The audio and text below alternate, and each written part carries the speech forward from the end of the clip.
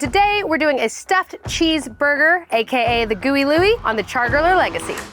We've got some mild cheddar cheese, some 80-20 ground beef, salt, pepper, a couple of spices here, Worcestershire sauce, and of course, the brioche bun.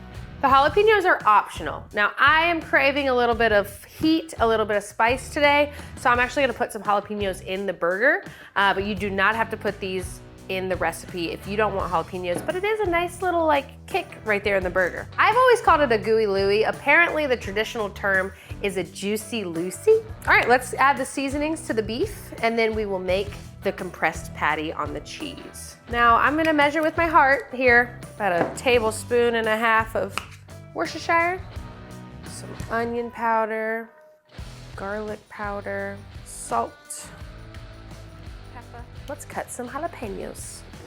Chop! I'm gonna remove the seeds of the jalapeno. We don't really want those in the burger. Isn't it crazy how sometimes you can get a really spicy jalapeno and then sometimes it won't have any flavor at all?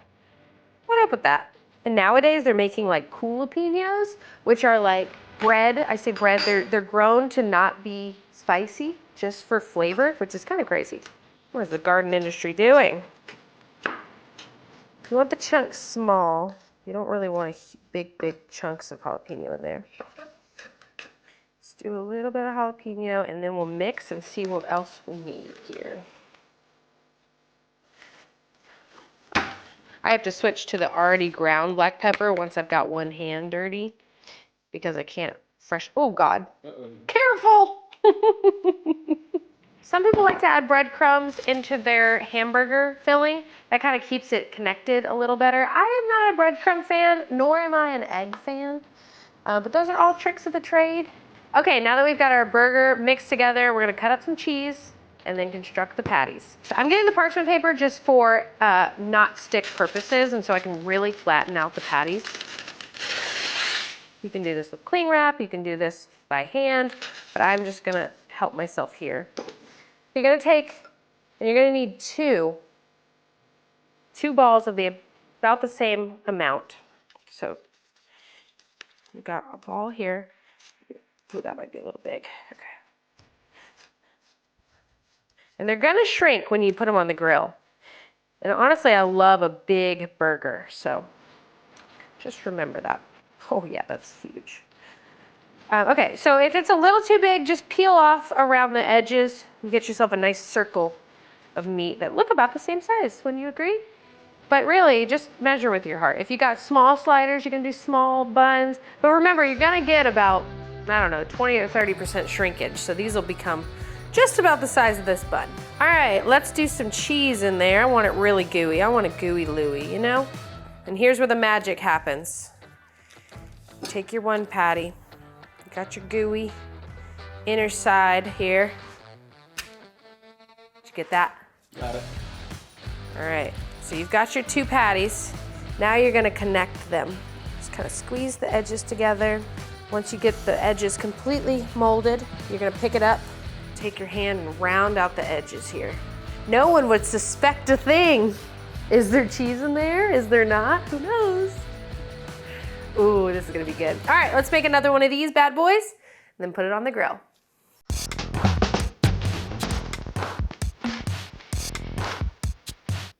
Okay, let's get these burgers on the grill. Today I'm using the Char-Griller Legacy, and I've got the temp set about 400 degrees, and I'm using Char-Griller's lump charcoal.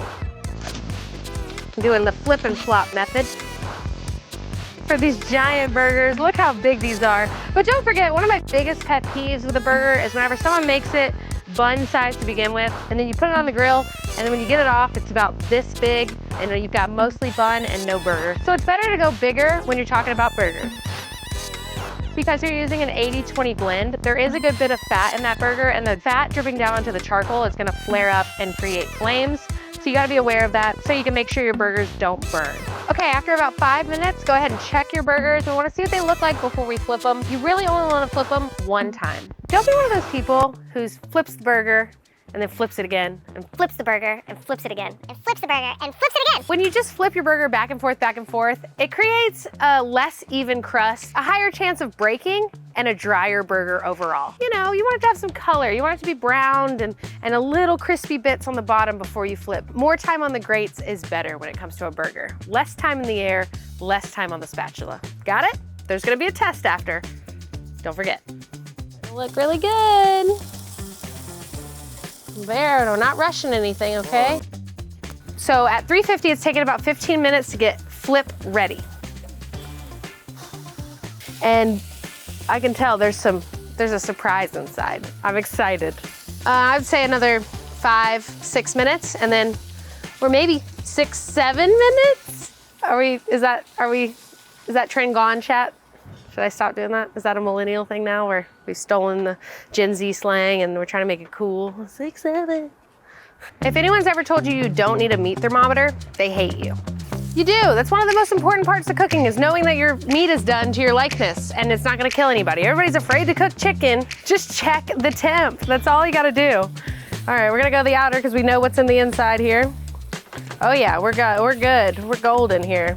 Looking at a medium to medium well burger, a little more than I like, but that's good. Let's move these over to the side here, keep them warm. Oh, did you see that?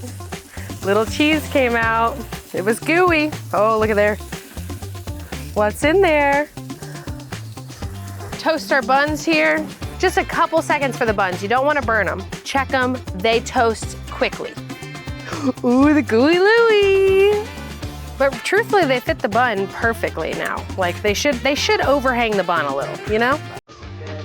Okay, let's go inside and make them and then eat them. For a side, I've got some sweet potato fries with a garlic aioli. What a good combo. All right, let's do some mayo on the bottom. All right, and then some ketchup on the top.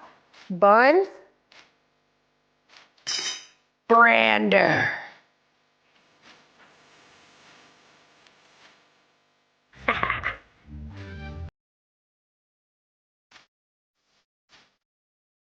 All right, let's cut it.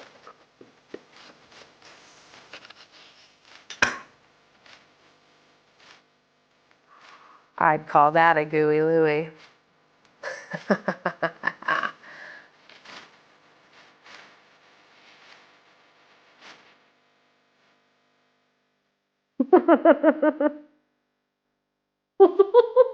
My God. You want a lady to tramp this? Oh yeah. Honestly, I wouldn't hate it with a second layer of cheese on the top. I think we can make this more gooey, more Louie, so we added another slice of cheese on the top. This time, just American Craft Singles. Nothing fancy. However, I really find that fresh cut cheese off the block melts a lot better when you're stuffing a burger compared to melting it on top. There's a difference there, and you really want a cheesy, gooey cheese for the inside of your burger.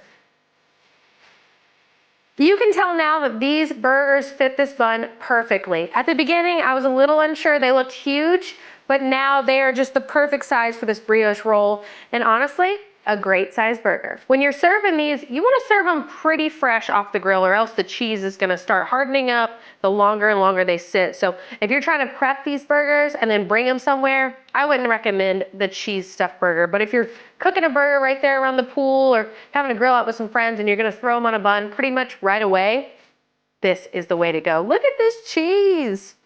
So tasty. And that middle bite, man. Oh. I'm gonna go and enjoy this gooey Louie. I'll see you guys around. Bye.